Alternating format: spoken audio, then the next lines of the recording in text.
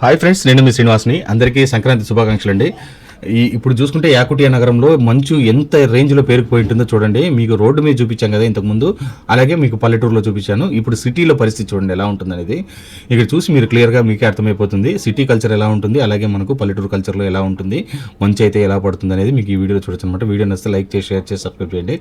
మంచు చూడండి ఎలా పేరుకుపోయింది అనేది. కార్లన్నీ మూతపడిపోయాయండి. కార్ల లోపలికి, కార్ల పైకి మంచి అయితే వచ్చేసింది. ఎట్టి పరిస్థితిలో కార్ ఆన్ చేసి పెట్టాలి. చూడండి వీళ్ళు షాప్ ఎదురుగా, వీళ్ళకి షాప్లోకి పోవడానికి దావ లేదు కాబట్టి మంచుని తీసి పక్కన వేసేసి ఒక దావ అయితే ఏర్పాటు చేస్తున్నారనమాట. అందరిది ఇదే పరిస్థితి అండి. కార్లు అయితే చూడండి ఆన్ చేసి పెట్టకపోయారంటే కార్ స్టార్ట్ అయ్యే క్వశ్చనే లేదు. ఒకవేళ కార్ని రిమూవ్ చేసినా, పైన మంచు రిమూవ్ చేసినా బయటికి రావడం చాలా కష్టం అనమాట.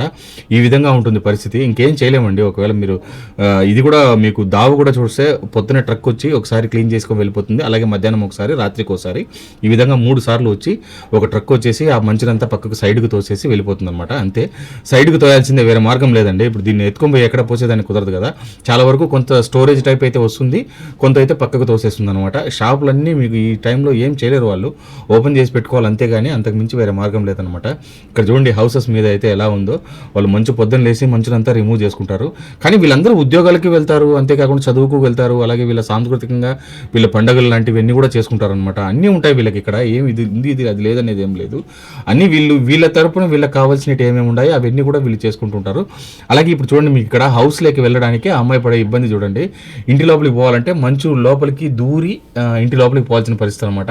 అంత కష్టమైన ఇబ్బందులు అయితే వీళ్ళు పడుతుంటారు అనమాట. ఇక్కడ చూడండి లోపల ఇండ్లు ఉంది, అంతేకాకుండా ఇప్పుడు ఒకవేళ మనం ఓపెన్ చేసామనుకోండి మంచు అంతా లోపల పడిపోతుంది అనమాట. కానీ వాళ్ళు ఆడ వరకు ఓపెన్ చేసి లోపలికి వెళ్తారు. కానీ లోపల వెళ్ళినప్పుడు మాత్రం ఇంటి లోపల ఖచ్చితంగా వీళ్ళు హీటర్స్ అన్నీ ఉంటాయండి. ప్రతి హౌస్లోనే హీటర్స్ ఉంటాయి. అంతేకాకుండా ఎక్కువగా వీళ్ళు చెక్క హౌస్లో ఉంటారనమాట. దానివల్ల వీళ్ళకి వేడి కొంచెం ఎక్కువగా ఉంటుంది, అలాగే చలి తక్కువగా ఉంటుంది అనమాట. అంతేకాకుండా వీళ్ళు హీటర్స్ యూజ్ చేస్తారు. దానివల్ల ఇండ్లంతా మొత్తం హీటింగ్గానే ఉంటుందన్నమాట.